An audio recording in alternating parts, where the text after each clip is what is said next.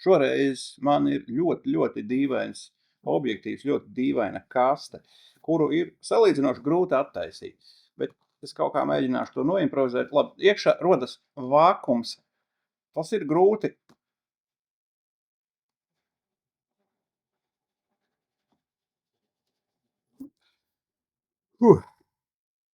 Tas bija tieši tik grūti, cik izskatījās. Iekšā ir zaļa kaste, kur ir rakstīts New Idea, New Fun. Jauna ideja, jauns prieks. Un te ir varavīksne. Un tur iekšā nekā nav. Jo ar šo objektīvu es šobrīd filmēju. Patiesībā sakot, man nācās sienā izgāzt caurumu, nolikt kameru ārā aiz loga, un tad es ar šiem 200 mm f2 Laovas objektīvu, kurš nāk šādā ļoti skaistā somiņā, ādas Ķīnas, īstas Ķīnas ādas somiņā, un tur vēl iekšā ir palikusi milzīga blende no šī objektīva. Šis objektīvs ir tik jauks un tik interesants, ka es viņu noliku tātad ārā aiz loga un filmēju šobrīd to, kas šeit notiek. Bet ļaujiet, es viņu paņemšu rokā un paskatīsimies tuvāk, kas tad īsti tas ir par objektīvu un par dzīvnieku vai objektīvu.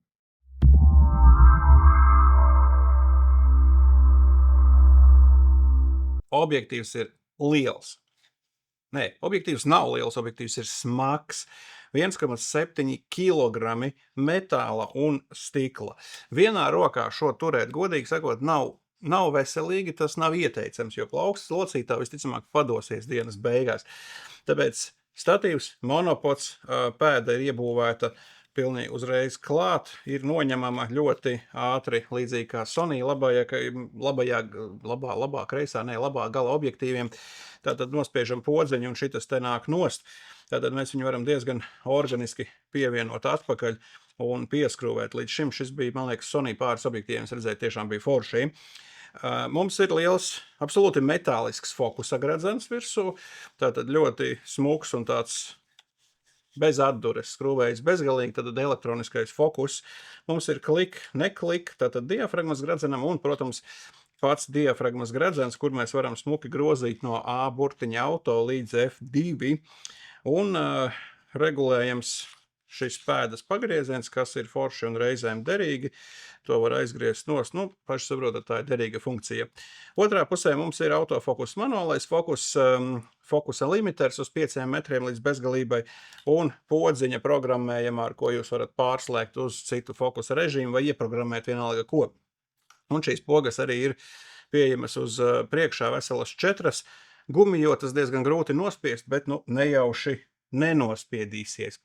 Interesantā lieta objektīvam otrā pusē, tātad pie kameras, es nolikšu kaut kā, lai nenokrīt, ir izņemams filtru turētājs, un šeit iekšā jūs varat ieskrūvēt, nezinu kāda, 49 mm, 43 mm tātad filtriņu. Šobrīd šeit iekšā ir UV filtriņš, kas ir standartā iekļauts jau šajā holderī, bet principā jūs varat tur ielikt un pieskrūvēt jebkuru, tur ir tātad 43 mm vītne, varat jebko ieskrūvēt ND, ko jūs vēl varētu gribēt ieskrūvēt, polarizācijas filtru un tā tālāk, un tas viss liekās šajā atvilknē iekšā. Ja tas ir polarizācijas filtrs, tad te ir vēl arī tāds rullītis, ar ko jūs varat mainīt šī filtra pozīciju. Atsakot, par to ir visu padomāts, viss ir ļoti forši, virsū mums ir ļoti liels nosaukums 200 mm f2. Tas arī īsumā viss par šo jauko skaisto objektīvu. Maksā, diemžēl, objektīvs diezgan labu naudiņu, bet tas nav būtiskākais, jo kas gan ir objektīvs labi pelnošam fotogrāfam un tā tālāk. Mums interesē optiskās lietas. Mums interesē vēl viena ergonomiska lieta. Šis ir A7 IV, un šī ir vidusmēra latvieša roka, kuru jūs nevarat ielikt, jūs viņu nevarat dabūt iekšā tajā spraugā, kas ir starp kameras rokturu un objektīvu. Tad tas vienkārši nelien. Mani pirksti tur iekšā nelien, man nav liela pirksti, bet viņi tur nelien. Un viss, tātad jūs kameru turēsiet, kaut kā mazliet neveikli, diemžēl, jo šeit iespiest to pirkstu un turēt viņu nevar. Tātad nav vietas, saprotiet, te nav vietas. Objektīvs ir pārāk liels. un gribētos teikt pārāk labs ar citu kameru, es nezinu, bet man ir vēl pielikts apakšā papildus grips ar kas viss plati, un vienalga ar to visu, tā turēšana ir tāda, nu, mazliet tā kā uz loteriju, jums ir jātur pats objektīvs un kamera, ir patīkami, labs svars, kopā tas sanāk kaut kādi 3 kg, kaut kad, nē, nav 2,5 kg, un patīkami jauki, forši, stabilizējas kameras sensors labāk, jo priekšā ir liels atsvars, ja, tad kamera stiprinās pie objektīva un tā tālāk. Ļoti interesanta krāsa, zilgana.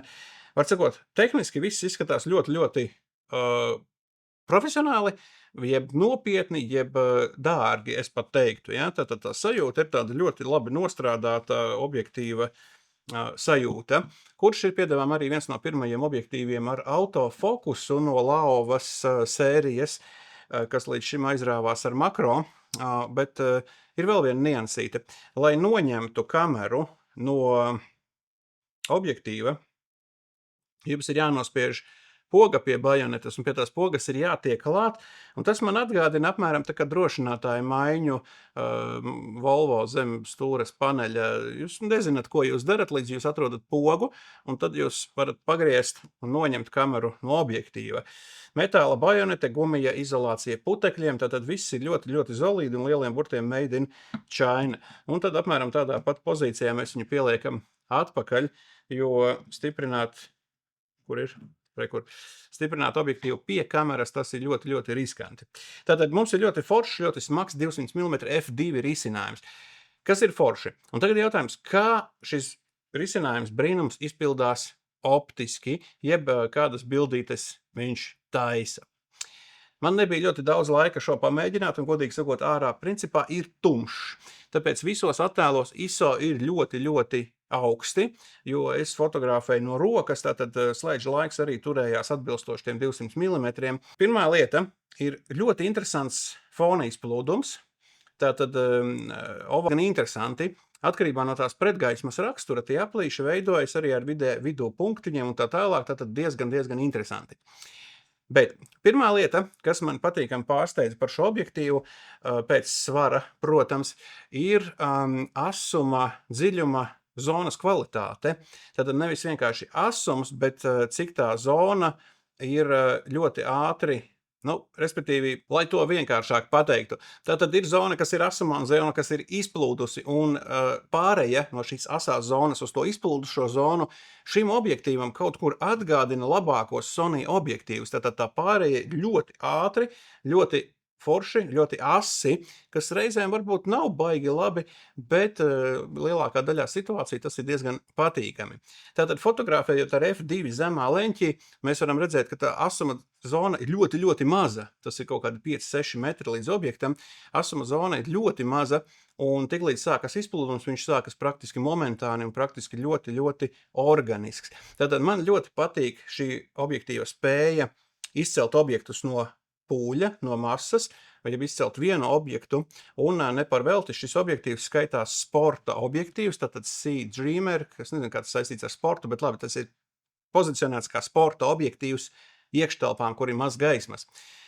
Tā kā es nevienu sportistu apkārtnē nemanīju, tad es atradu dažus putnus, kas visai veikli skrēja un bēga no manis, bet ideja līdzīga, gaismas ļoti maz, ISO ļoti augsti, un objektīvs šajos apstākļos izpildās diezgan labi. Ja pat neteiktu izcili, ļoti labi, kaut kur tur 8, 9, kaut kas tāds. Kāpēc ne 10? Tāpēc, ka tas gan būtu specifiski visiem objektīviem. Ja jūs ejat ārā vai arī telpās, blendi šim objektīvam jūs liekat virsū jebkurā situācijā. Jo objektīvam ir ļoti liela priekšējā lēca, milzīga. Ja, redziet, viņa aizsedz manu galvu un pusi no manas bārdas un viss. Tātad priekšējā lēca ir milzīga. Tas ir kaut kādi 105, ja nekļūdos, kur ir mans vāciņš objektīva. Ļoti daudz milimetri, manuprāt, 105 vai 110. Un šī lielā virsma uztver visus atspīdumus, kas ir apkārt. Tātad pat, ja tie ir mākoņi un saules gaisma ārā vai telpās kaut kādas gaismas, kas ir pie griestiem, bez blendes ar šo objektīvu jūs mocīsieties pēcapstrādē. Tātad blendi liekam virsū vienmēr un visās situācijās. Tālāk, šis objektīvs ļoti labi strādā kopā ar telekonverteru, kura man diemžēl nav šobrīd par rokai. Bet gudri cilvēki stāsta, ka pat ar divkārtīgo telekonverteru jūs iegūstat 400 mm f4, un to jūs jau, godīgi sakot, iegūstat daudz labākā cenā nekā citas alternatīvas apskatot. Un attēla kvalitāte, to gan es tikai zinu no stāstiem, kā arī nemainoties. Attēla kvalitāte šim objektīvam pārsteidzošā kārtā labākais, tā ātrumā viņu pamēģinot pāris dienas, labākais sniegums ir kaut kur f5,6, 4, f5,6 un pat ne 8, pat ne tālāk. Ja? Kaut gan tas ir teleobjektīviem diezgan pierasta lieta, ka nevienmēr teleobjektīvs jums uz f11 dos asāko bildi, kāds ir pieņems platleņķiem. Tātad šajā gadījumā, ja jūs gribat super mazu asuma dziļumu f2, ejiet, fotografējiet, nākamā tēma asums, bet fokus, ja? bet viss strādā kārtībā. Tātad ar F2 mēs dabājam super labu bildīt. Ja jūs gribat viņu mazliet asāko, es teiktu F4, 5, 6, 8 nevajag likt, jūs nedabūsiet lielāku asumu. Tātad fizika šeit strādā mazliet savādāk, jo tā priekšējā lēca ir milzīga. Interesanti, ka šim objektīvam diafragma ir novietota salīdzinoši tālu iekšā korpusā, tātad tuvāk pie fotoaparāta korpusa, un diafragma, jeb diafragmas aizvēršanās, atvēršanās ir šī objektīva lēnākais punkts, jeb šaurais pudeles kakls, šajā gadījumā šeit burtiski runājot. Tātad diafragma strādā salīdzinoši lēni, jo diafragma ir tomēr joprojām diezgan liela šajā visā konstrukcijā. Ja? Bet tā, ka diafragma ir novietota tālāk no priekšējās lēcas, tas varētu izskaidrot to, ka labāks asums ir pie 4 f5,6, nevis aizvarot diafragmu. Jo, ja es to tagad skaidrošu, tas būs sarežģīti, bet ticiet man liekas, ka tas tā ir.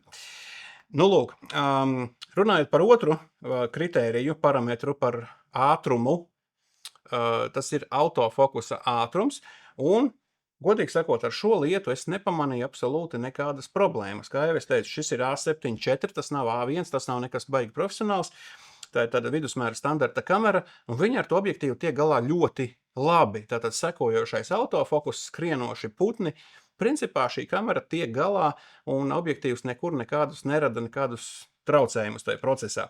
Tātad notiek ļoti veikli, ļoti ātri.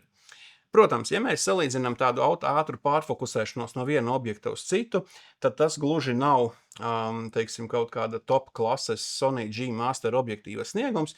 Var sajust nelielu atšķirību, bet nelielu atšķirību var sajust arī cenā, apmēram 1,0 klāt mazāk. Ja? Tātad atšķirība cenā ir labāka nekā atšķirība tajā performancē. Un tāpēc es teiktu, ka šis ir ļoti, ļoti labs sniegums tādā price performance ziņā, jeb cenas pret sniegumu cena pret kvalitāti, kaut kā tā nosauksim. Un, attiecīgi, tas man ļoti, ļoti lika domāt par šī objektīva iegādi. Es, protams, nevaru izdomāt šī objektīva pielietojumu savām vajadzībām. Es varētu darīt visu kaut ko radošu, varētu darīt visu kaut ko interesantu, fotografēt koku detaļas mežā un tā tālāk. Un tas ir ļoti forši, bet šis objektīvs nebūs pastaigā mežā, jo viņš ir smags. Reāli. Viņš varbūt nav uzkrītošs, jūs varat iet pilsētā, bet vienā rokā viņu turēt, ja es ilgi turētu, man sāktos kaut kāds drebulis, godīgi. Tas ir smags objektīvs, un tas ir jāņem vērā. Ja mēs liekam klāt obligāto blendi, pirmkārt, lai nesasistu to lielo stiklu, varētu uzlikt kaut kādu aizsargu filtru, bet tas būs vēl 150 eiro. Tātad tas nav liels. 200 mm ir ļoti labs, principā līdzīgi kā Sigmas un līdzīgi kā Canona variants. Tātad ļoti izmēra ziņā, es teiktu, ļoti patīkams, ļoti jauks, bet smags. Lūk, specifiskās lietas, ko es pamanīju ātrumā viņu patestējot, tad, ja jums nav blendes, tad jūs dabūjat gaismu kaut kur no sāniem. Tā gaisma neveido flāres, bet veido gaišāku viņeti vienā vai otrā malā objektīva. Un uzliekot blendi, šī situācija atrisinās un vairs nav problēma. Tātad blendei būs būt, lieciet virsū blendi un neko darīt. Ir objektīvi, kuriem var atļauties strādāt bez blendes, šis nav tas variants, tātad to mums vajag. Ņemot vērā attēlos, ko es jums rādu pa vidu, tad tur ir pamatā kameras veiktspēja uz augstiem ISO, jo ISO šai gadījumā man strādāja līdz 12,000, vairāk es neļāvu, un tad attiecīgi tas foniņš ir diezgan graudains, bet fona izplūdums ir ļoti jauks, un arī plastika, kā tas attēls tiek veidots, arī to, ko jūs redzējāt pašā video sākumā, kur es sevi filmēju ar F2, tad tas attēls, tā bildes plastika ir ļoti, ļoti patīkama, ļoti forša. Man par rokai nav, diemžēl, Sony vai Sigmas varianta šobrīd, ne Canon vai Sigmas varianta, bet šis ir 200 mm F2 ļoti, ļoti jauks attēls, kuru varam izmantot portretiem, detaļām, sportam, kā tas ir reklamēts, kas arī noteikti būs lielākais tātad pielietojums telpās vai ārā ar sliktu apgaismojumu. 200 mm F2, tas ir tas, ar ko var izdarīt ļoti daudz ko. Kāzu reportāžai šis ir ļoti jauks, bet, godīgi sakot, būs pa smagu. Ja vien jūs varat kāzus fotografēt no monopoda vai no statīva, no rokas fotografēt visu dienu, nu būs sāpīgi dienas beigās. Lai kā jūs trenētos, tas ir normāli 2,5 kg hantele. Un, jā. Filtriņģā būs, priekšējā filtrā būs jāiegulda. Gribi vai negribi, ir iebūvēts UV filtrs, kas ir forši, tas jau mazliet uzlabo attēlu, bet priekšā aizsargu filtru es ieteiktu likt, jo tik lielai optikai tas vienmēr ir, tas vienmēr ir riskanti. Šoreiz vēl ir jāuzsver šis skaistais zaļais, tas nav zaļš, tas ir kas tas ir? Es nezinu nosaukumu šai krāsai, ja kāds zina, pasakiet. Kaste ir fantastiski jauka kaste, un tas ir jau tāds dizaina produkts, es pat teiktu, kā viņu dabūt ārā no šī korpusa. Tas ir tāds tiešām premium sajūta, premium dizains, un arī pat Ķīnas izpildījumā tas liekas tāds, jā, tas ir kaut kas nopietnas. Jā, veikalā šis pasākums maksā kaut kur apmēram pie 2000 eiro, kas ir pilnīgi godīgi par tādu metāla apjomu, bet, ja jūs skatāties šo video un jūs gribat pēkšņi šo objektīvu iegādāties, tad izmantojot attēlā redzamo kodiņu fototelpas veikalā šo objektīvu jūs varat pasūtīt par nepiedienīgi labu cenu, un tas ir tikai šī video skatītājiem. Ņemiet par labu, ja jūs šo gribat. Vai jums to vajag vai nevajag? Es teiktu, ka šis objektīvs ir ļoti... teikšu godīgi, šo objektīvu būs grūti pārdot par to pašu cenu, ko jūs nopirkāt, jo tas ir specifisks objektīvs, kuru neviens, bet ne katrs fotogrāfs gribēs atļauties un gribēs nesāt savā somā, jo, piemēram, šo objektīvu nesāt savā somā līdzi es negribētu. Tie ir 2 kg. Un, ja jūsu somā ir vēl kaut kas līdzīga izmēra, tad tas svars ļoti, ļoti pieaug. Ja šis objektīvs ir jāizņem no mašīnas, jānoliek uz monopoda vai uz statīva un jāfotografē, piemēram, autosacīkstes, sports, futbols, hokejs, vienalga kas, tad šis ir ideāls darba rīks, jo mēs viņu dabūjam daudz lētāk nekā konkurējošos variantus un performances ziņā. Cik man izdevās patestēt, viņš dara tieši to pašu. Un, var sakot, ja man vajadzētu sportam objektīvu, es ņemtu šo noteikti. Radošiem risinājumiem portretiem, man liekas, ka šis ir ļoti foršs. Man ir personīgi mīļākais objektīvs 135 mm 1.8. Tādām lietām 200 F2 ir mazliet vēl vairāk blūra, bet jums ir jāstrādā pa lielāku gabalu. Tātad cilvēka portretam jums vajadzēs kaut kādus 1,5 m tas darba diapazons. Ja jūs gribat pilnā augumā cilvēku, tad nāksies ļoti, ļoti atkāpties. Tie ir 200 mm. Noslēguma vārdi. Šis ir pārsteidzošs objektīvs, jo tas nāk no Laovas, kas līdz šim taisīja dīvainus makro objektīvus ar manuālo fokusu, bet šobrīd šeit ir iekšā absolūti konkurētspējīgs autofokusa motors, kas ir kluss, veikls un īsti nekur nepeld, nepazūd, ja kamera ar to tiek galā. Tas ir cits jautājums. Šis ir A7 IV. Ja būtu A1 vai A9 ar AI autofokusu, tas tiktu jau mazliet labāk galā ar šo objektīvu, jo tas ir pašas kameras autofokusa tātad ierobežojumi. Fokusa ziņā objektīvs dara to, kas jādara, dara veikli, ļoti ātri pārfokusējas, ļoti precīzi fokusējās, tātad tas motors strādā. Kur Laova to ir dabūjuši, kā viņi to ir izdomājuši, nezinu, bet tas nozīmē, ka arī nākamie objektīvi no Laovas ar autofokusu varētu būt pat ļoti, ļoti apsverami ikdienas darbībā. Lielākais mīnusiņš kopumā ir tāpat kā Sigmai, tas ir svars. Ja mēs noliekam blakus Sigma 135 1.4, 105 1.4 un arī Sigmas 200 mm objektīvu, tad visiem tas mīnus ir svars. Bet, ja mēs gribam labu optiku mazā korpusā, tad būs, diemžēl, par to svaru, gribēju teikt, jāmaksā, bet, jāpiecieš tas svars. Visādi citādi ļoti, es varētu mēģināt, cik ilgi es viņu varu noturēt. Labi, es varu noturēt, bet tas sāp. lūdzu, ņemiet par labu. Šī bija forša iepazīšanās. Diemžēl ļoti ātri viņam ir jābrauc tālāk, kaut kur iepazīties ar kādu, un tāpēc šo es šobrīd likšu kastē. Bet, kā es atgādinu, tātad aprakstā ir links, kur jūs šo varat pasūtīt. Piegādes laiks apmēram nedēļa. Objektīvs atbrauks pie jums, un jūs varēsiet laimīgi doties fotografēt. Paldies, ka skatījāties. Nospiediet like un nospiediet subscribe. Tiekamies nākamajos raidījumos.